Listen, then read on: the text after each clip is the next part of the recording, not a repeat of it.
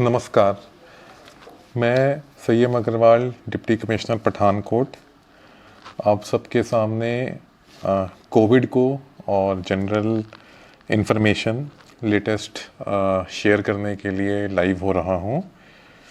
तो पहला तो जैसे कि आप जानते हैं कि दिवाली का पर्व अब सिर्फ 2 दिन दूर है, तो सभी को मेरी तरफ से दिवाली की बहुत बहुत शुभकामनाएं। और सभी से रिक्वेस्ट है, अनुरोध है कि बिल्कुल सेफ रहिए और ग्रीन दिवाली की तरफ हमने जाना है, क्योंकि आप जैसे सबको पता ही है कि कोविड में हमारे लंग्स अफेक्ट होते हैं, तो एयर क्वालिटी का हमें ध्यान रखना है, पोल्यूशन मिनिमम रखना है। तो जो ग्रीन क्रैकर्स हैं वो ऑलरेडी सरकार ने कहा है कि ग्रीन क्रैकर्स ही अलाउड हैं। तो बिल्कुल जो मिनिमम पोल्यूशन या कम से कम क्रैकर्स जलाने की कोशिश कीजिए और अपने परिवार की सेफ्टी का ध्यान रखिए। साथ ही में जो टाइम है पटाखे जलाने का, वो बिल्कुल सुनिश्चित कर दिया गया है, जो कि रात से 8 बजे से 10 बजे तक रहेगा।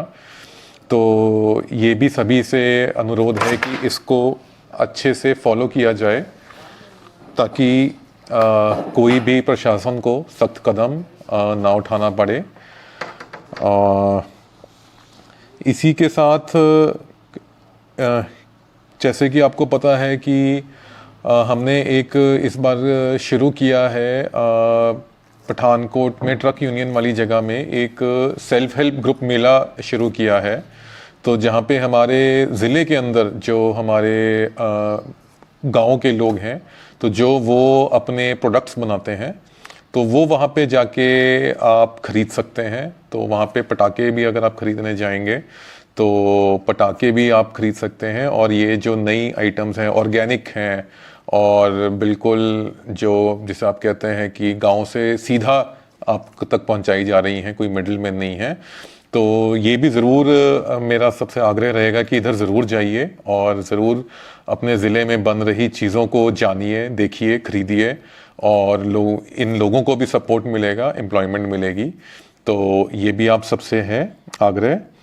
और एक चीज़ मैं और बताना चाहूँगा कि जैसे अभी लेटेस्ट डाटा तो मैं शेयर करूँगा कोविड का, तो हमारी जो सैम्पलिंग है वो 24 आवर सिविल हॉस्पिटल में चल रही है। तो किसी को भी कभी भी अगर सैंपल कराना है तो वो सिविल हॉस्पिटल जाके अपना सैंपल दे सकता है। और जनरली जो हमारी बाकी कम्युनिटी हेल्थ सेंटर्स हैं, वहाँ पे सैम्पलिंग का जो टाइम है वो 9 से 5 रखा गया है।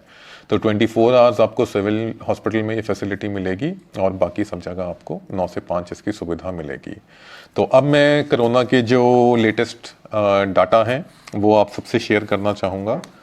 तो कुल लगभग हम अभी तक 82,000 सैंपल ले चुके हैं और एक्टिव केसेस आज की डेट में 190 हैं, जो पहले एक टाइम पे हमारे ऑलमोस्ट 70-80 आ गए थे।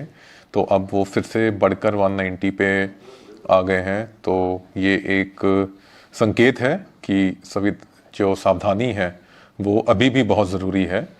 तो साथ में कुल जो मौतें हैं अभी तक वो 120 दर्ज हुई हैं ज़िला पठानकोट से। और लेवल 2 में हमारे सिविल हॉस्पिटल में अभी 17 केसेस हैं और 102 केसेस होम आइसोलेशन में हैं। बाकी कुछ cases private hospital, military hospital या शिफ्टिंग में हैं। तो एक हमारा माइक्रो कंटेनमेंट जोन भी बन चुका है जो खानपुर चौक पठानकोट पे है, जहाँ से कुल अभी तक 8 केसेस हमारे आ चुके हैं।